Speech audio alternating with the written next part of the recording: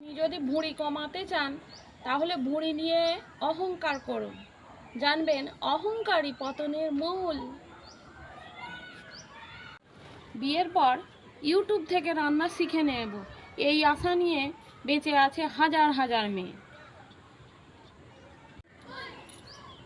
আগে আমরা ছুটির মজা নিতাম, এখন ছুটি আমাদের মজা নিচ্ছে।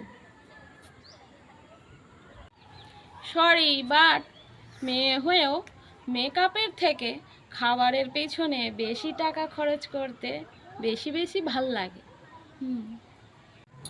রবীন্দ্রনাথ ঠাকুর বলে গেছেন, যাকে কোনোদিন পাবে না তাকে আই লাভ ইউ বলে ব্লক করে দিন।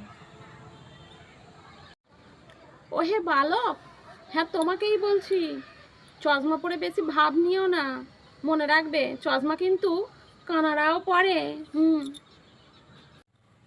দেখ ভাই, স্বর্গে সবাই যেতে চায় কিন্তু মরতে কেউ চায় না। তেমনি সবাই রেজাল্ট ভালো করতে চায় কিন্তু পড়তে কেউ চায় না। ভেবেছিলাম ফোনটা এক সপ্তাহ অফ রাখবো, যাই হোক ভেবেছিলাম এটাই অনেক।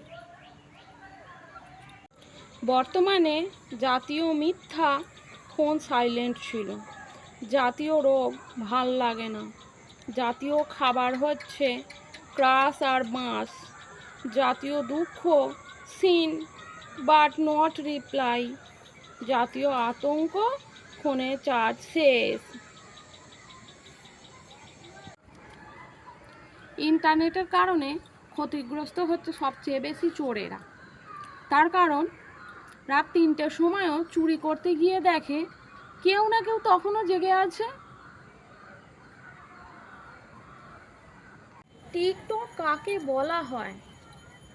সিনেমায় নাটকে চান্স না পাওয়া প্রতিবন্ধীদের প্রতিভা প্রকাশের স্থানকেই টিকটক বলা হয়। গতকালকে শপিং মলে গিয়েছিলাম, হঠাৎই মাইকে ঘোষণা করলো যে সকলে মল ত্যাগ করুন।